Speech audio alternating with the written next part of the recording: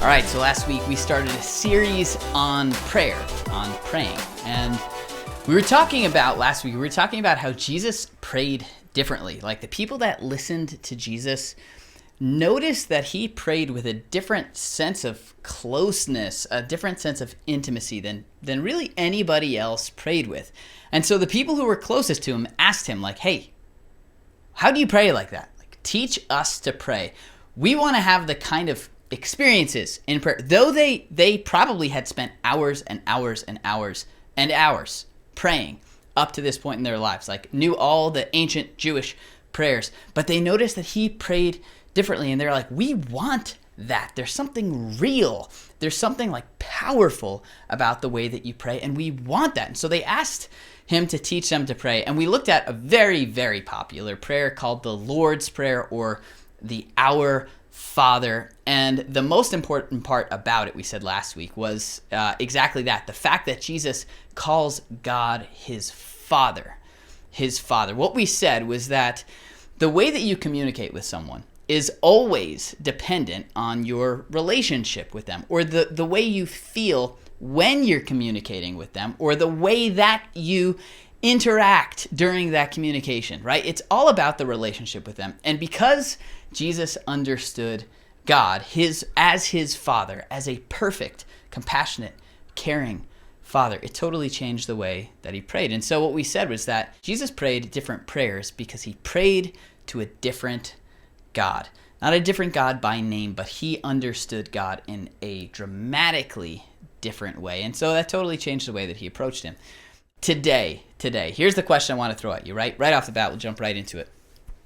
If you're somebody who's been in the church for a while, right? Maybe you've been in little Christian communities and you kind of know how to talk the talk and walk the walk, do the dance, right? You know kind of what it looks like, right?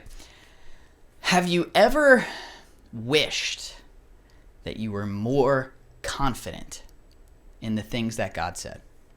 Right? Like, it's super easy to be confident in God and what God says. When things are going well, it's super easy to be like, yep, everything God says is true and things are just like fine and dandy. But then all of a sudden you hit a crossroads, right? Or you hit a really difficult situation or a really painful or uncertain situation, and you're kind of forced to believe what God says or not believe what God says. You kind of have to make a decision there. And there's part of us, I don't know, if you're like me, there's part of you that maybe is like, I wish right now I could be more confident, more certain in the things that God said. You ever been there, right?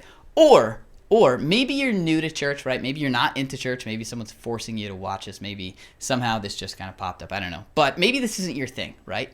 Have you ever wondered, can I be confident in the things that God says? Like, not only is there a God, but if he has said things that relate to my life, can I be confident in those things? The way that we handle it, especially, look at where we were in 2020 and look at 2021, right? Hopefully 2021 is going to be much better, but I promise, no matter what things look like in COVID world or what your work situation or family, like at some point, you're going to have to decide, am I confident in what God says or am I not, right? Like, does it make a difference or does it not make a difference? So the question is, how? How can we know if we can be confident in what God says? And if we already are confident in what God says, how can we be more confident in what God says? Well, today I want to look at how praying can answer that question for us, how that can show us if we can be confident in God, and how to be more confident in God if you are already confident in God. And I'll let you know right now, it's not like some magical way, like you just like hope, ask God, like make me more confident, or you just like put in more time praying and eventually like you just magically somehow one day wake up and you're more confident. It's an insanely practical way, and my hope is that this will bring like new life, like new energy, new excitement to the way that you pray, and will instill some confidence or more confidence in the way you look at what God says. Last week we talked about these followers of Jesus, these guys we called the disciples, who follow Jesus around everywhere, and they're the ones who asked him, how do you pray? Like, teach us to pray. Well, Jesus is now like no longer on the scene. They're off on their own, and they've started what we now affectionately or non-affectionately call the church. This movement Jesus said would start. He said nothing would be able to stop it, and he gave them the task of keeping it going. And they are killing it at this point in the story. They're doing an amazing job. What's happened has like probably surpassed like their wildest dreams. They are seeing hundreds and hundreds, thousands even, of people who are coming to believe what Jesus says. Like not too long earlier, everyone decided Jesus should die, and now they're like, okay, oops, bad move. Now we're totally on board with this whole Jesus movement thing. And these disciples, they've got to be like on top of the world because things are going incredibly well, and they're probably thinking they hit the jackpot in terms of like life, occupational choices. Well, all of a sudden, they hit a little speed bump, a big speed bump. Those people who had an issue with Jesus pretty quickly develop an issue with these followers of Jesus. And so it's really not long before the religious authorities decide they want to put an end to this again, right? Like they thought they had ended the problem when Jesus went to the cross, but it's back up and it's bigger than ever. And so they get the leaders of this Jesus movement, these people we call the disciples or the apostles, and they bring them before this council, these authorities, the chief priest and his gang.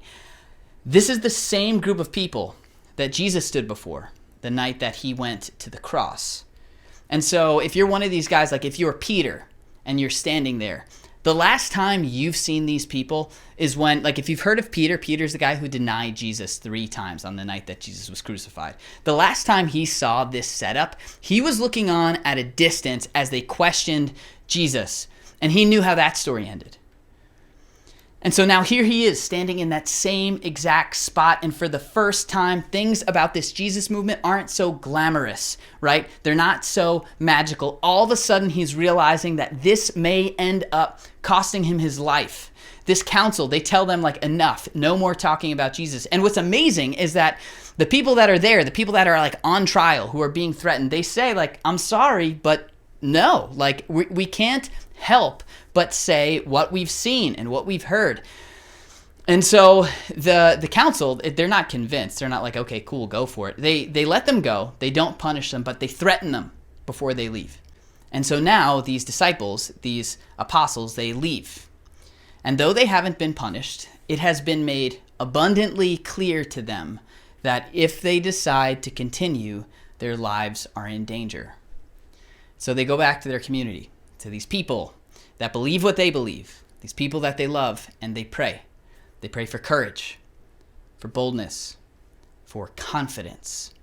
Because now, when like the heat of their current situation, when the uncertainty of life is pressing on them, they need to know more than ever that they can be confident in the things that God has said. And what's cool is that there's something about the way that they pray that gives them more confidence in the things that God has said. And if we apply the same principle to the way that we pray, it can make us more confident in the things that God has said. So here it is. Here's their prayer.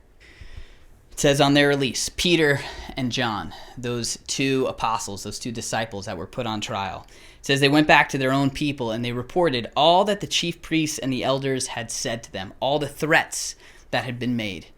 And when they heard this, that community, they raised their voices together in prayer to God. Here's the prayer. Sovereign Lord, they said. Like sovereign, meaning like they're acknowledging that God is powerful enough to do something, that there's power in the things that he says, right? They say, you made the heavens and the earth and everything in them. Remember how Jesus taught them how to pray when he said, Father in heaven, hallowed be thy name? Like they start out by acknowledging who they're praying to and reminding themselves that there is no one like him, right? You are the one who is powerful enough to make everything, to speak things into existence, right? So immediately it kind of sets the perspective. They're orientated?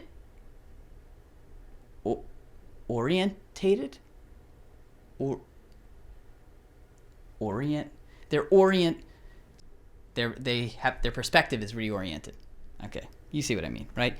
Okay, in verse 25, get ready for this. Here's what they say. You spoke by the Holy Spirit through the mouth of your servant, our father, our ancestor, David. Here's what you said, right?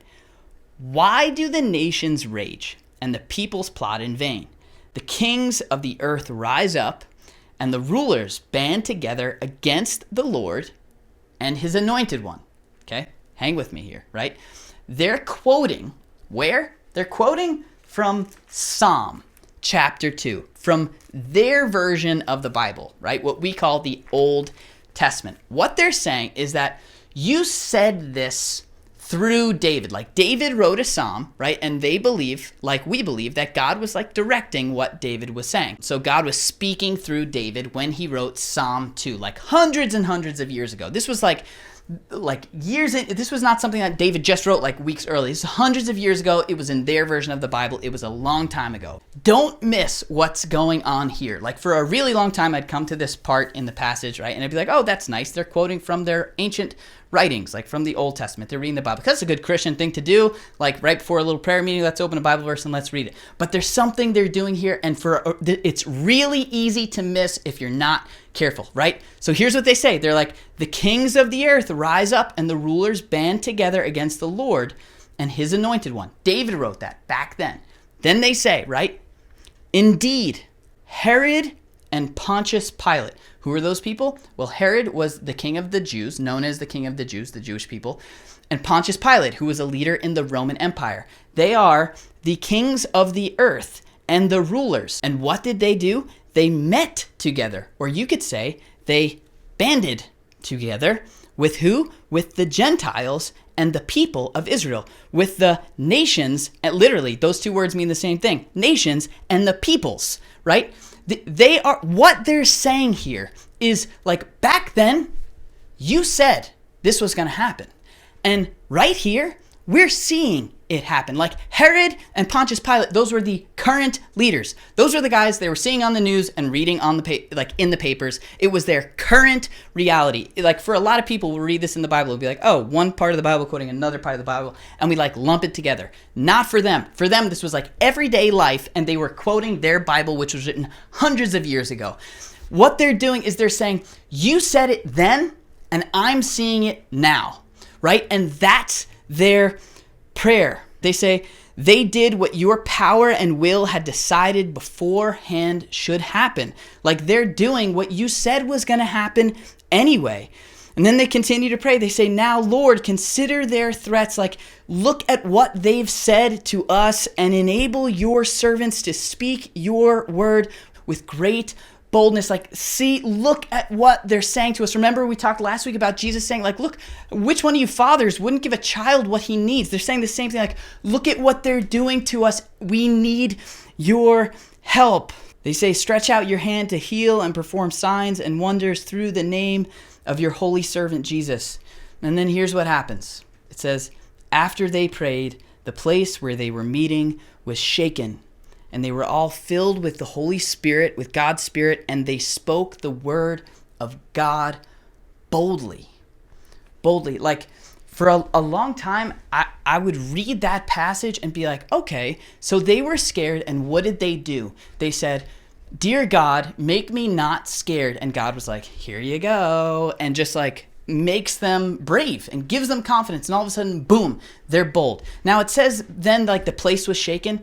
I don't really know what's going on there, to be honest with you. There were some special things that happened back then because God was starting something new and huge. And so that's why they're all written down, because they were things that don't happen every day. So if you pray for like confidence or boldness, if it happens, great. But most likely, things probably aren't going to like shake.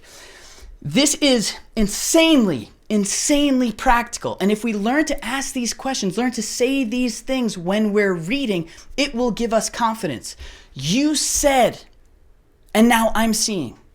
Like you said something was going to happen, and I'm looking around at my current situation, and I'm like, well, look at this. Like, it's true.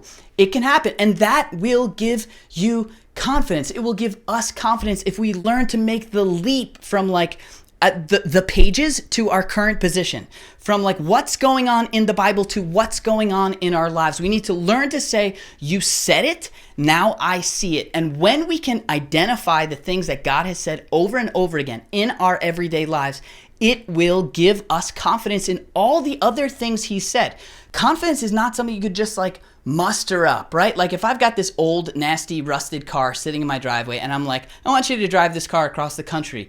Be confident. You're going to be like, why? Like, give me a reason to be, I have no reason to be confident in that car. I need a reason why. But if I maybe I showed you all these pictures about times where I drove this to the Grand Canyon. I've never done that. But if I had some kind of evidence to show you, look, this has happened before, it can happen again. All of a sudden you're going to be like, okay, now I have a reason to be confident in that. It's not something that we can just muster up. And so how do we do this, right? How do we make sure that we don't just read what we're reading and then be like, gee, that was nice, close it and put it away. We have to learn. When we see or read something that God says, we have to learn to look up and look around in our lives for where this is happening. Or the reverse, look at what's happening in our lives and look down to the pages and be like, did God say stuff like this was going to happen? So I'll give you some examples, right? Let's say one day you're reading or you're listening to a message online or whatever, somehow you hear Jesus' teaching on judging other people, right? And he says, there's this tendency to try and wipe a speck of dust out of someone else's eye when you've got a whole plank, a whole 2x4 in your eye, and yet you're gonna go look for other people's little sawdust droplets, little specks, and that you're gonna, that's natural, that's what we do. But first he says take the plank out of your eye, and then you'll be able to see clearly, and maybe then you can wipe a speck at it. So maybe you read that, and rather than being oh, good example, Jesus, that's kind of silly with the whole plank thing, you can't have a 2x4, right? Maybe instead you read that and you're okay, who are some people that I really have an issue with right now? Who are some people that I just want to just wipe that speck at and be you got a problem, you got to fix it, you've got issue. Maybe you stop and be hold on a second. Maybe there's something clouding my vision, right? Maybe I need to slow my roll a little bit. Look at the issues that I have, that I'm having trouble getting over, and maybe then I'll be able to more appropriately speak to this person. If you take the time to ask yourself that question, to look and see if there are any planks in your eye when you're going for the sawdust, I bet you'll find some planks in your eye. And you know what you can do in that moment? You could stop and be you said this, and I see it. You said this hundreds of years ago, and I see this now. Or maybe you hear, okay, so when we first started, we did a series called Toxic, right? Where we talked about this whole idea of sin and how sin isn't simply something that's just wrong, but it's toxic, meaning it destroys our life. It rots our lives from the inside out. And maybe you, for a long time, you're kind of yeah, you know what? I know, maybe this part of my life is not something that's great, but I'm just going to totally embrace this and not care and just do my own thing. And maybe you get to a point where you're this hurts. This is doing damage to my life and and maybe in that moment you stop and you say you said this, and now I see it. Or maybe all of us right now, or at some point in the past and in the future, you're facing some serious difficulties. Maybe in those moments, instead of being God, where are you? Why is there suffering in my life right now? A lot of people ask, maybe you stop and be I don't like this, and I wish it weren't happening. But you said, in my life, in this world, I would have struggles and serious trials, tribulation. Things would not always be easy. But you've told me that I could rest, that I could take courage, take heart, because you've overcome the world, right? When we identify what we've read in our lives off the pages and into our current position, it will give us confidence. So years ago, when I first started to drive, I remember one day I was having an issue with my car, and my dad told me to take it to my mechanic, to his mechanic, actually. And he prepared me for what I was going to see in that little mechanic's office. He's the office is a mess. It looks like a bomb hit it. It's a disaster. And the mechanic is not really a very friendly guy. You're not going to get the warm fuzzies around him. He's very short with his responses, but he's a fantastic mechanic. And so that's where you should take the car. So I said, okay, sure, great, whatever. And I drove in, And I opened the door, and right away, it looked like the guy didn't want me there. And then I told him what my issue is. He went and took care of the car. I came back later to pick it up, and he walked out, took my keys, walked in front of me, and literally dropped them on the chair and looked at me and was like, "It's done, not a problem." And then he told me my keychain was too heavy and I had to take off all my keys because I was going to break the car. But nothing he said was very nice. Now, I walked out of the office like laughing. I was actually excited to go tell my dad about my experience with this new mechanic. And I kept on going to him years after that and had plenty more experiences just like that. But it was something that I found like entertaining, and it definitely didn't bother me. Normally, if I had just walked in there, right, and my dad did not tell me what I was going to see, I would feel like, what did I do to this guy? Like, did I rub him the wrong way? Am I not nice? Did I look angry? Maybe I was rude. Maybe, he was having a private conversation when I walked. And there goes like my mind. It's going to go in a million different places. I'm going to try and figure out what was wrong. But because my dad prepared me for that situation, because I was able to say, you said this would happen, and I'm seeing it happen, it totally changed the way that I handled that situation, right? It prepared me for it. The more we are able to do that, the more we're able to look at the things that God has said and like not just shut the Bible, not just like turn off the computer, not just close the audiobook, but be like, okay, this is what you said. Where am I seeing this right now? Just watch. It will make you more confident in God. And in those moments when we need to be confident in God, whether you're like one of the apostles and your life has just been threatened, or maybe things just aren't going your way and you need to know that there is a God who cares for you in spite of the fact that life may be really difficult. Like when you have to have confidence in the things that God has said, that confidence will be there to draw from because you've already taught yourself over and over and over again that what He has said can be trusted, that we've seen what He said then in our lives today. And that will cause us to pray different prayers.